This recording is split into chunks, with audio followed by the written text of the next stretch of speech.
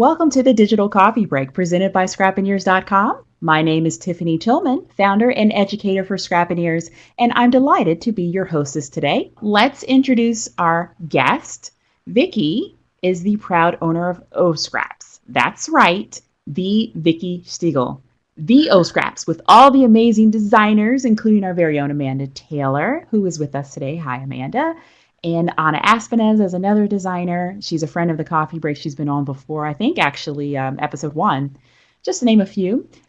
Vicki braves the heart of Tornado Alley in Moore, Oklahoma. I'm going to have to ask her a little bit about that.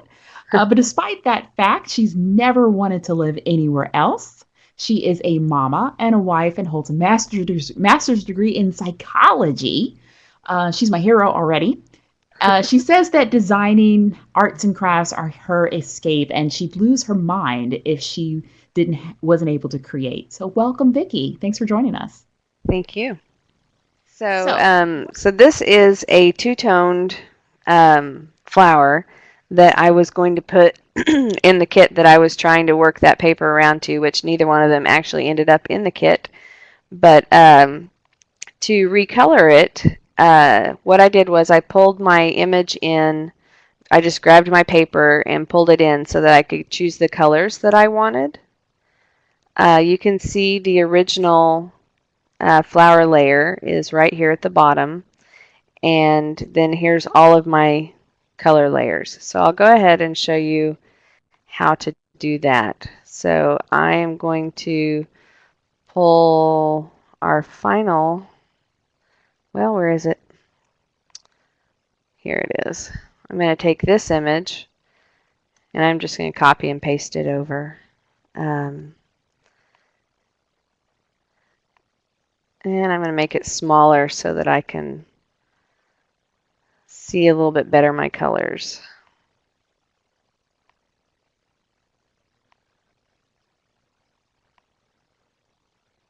Okay. So then I just start the whole process again, and I will then pick the color from my paper and choose a smaller brush, and I'm just going to paint over the parts that are red on here. And you're probably thinking, hey, that is no longer a ping.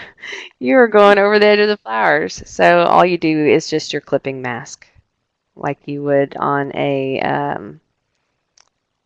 and why is, oh, you know what? I did not start a new layer. So let me undo all of that and give myself a new layer. See, you can't actually make mistakes as long as you don't save it over it. You're okay. Exactly. That's our Command-Z, Control-Z, our favorite best friend, of course. Yes. Yes. Okay, so you have the flower, you brought in your watercolor, and then you created a new layer and you started painting over the colors you wanted to change with the color you want to replace it with. Yes. Okay. And then I go ahead and clip that on there so it's only on the flower. And I change it to color, and magically it's that. And now I want to change the green to a kind of orange or yellowy color. So it looks like we're going to end up with peach. And so then I just color over that. And you're using a soft round brush, not an airbrush, but just a soft round brush. Just the standard soft round brush that comes default with Photoshop. Wow. And then I changed that. Just to so I'm clarifying for anyone who's watching, the watercolor, holy cow. The watercolor is just to grab the colors from so far. That's what you're using it for. That's the only thing I'm using it for. Gotcha. And as you can see, this matches this area really well.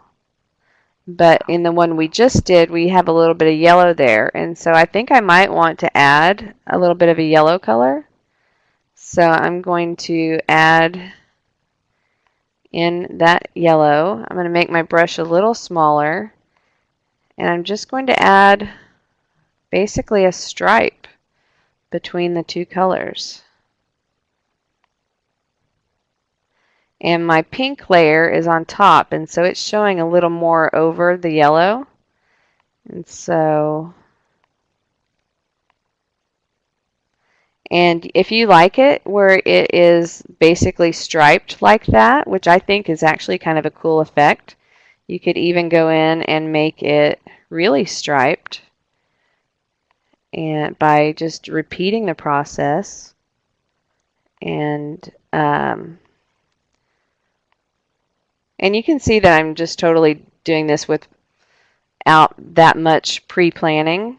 It's really just a playing technique, and I got a little bit over the edge there, so just go back in and erase it off of that side.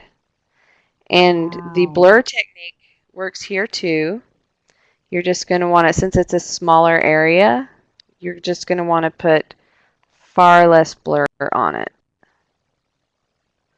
So that way it looks a little bit more like it was painted onto the flower.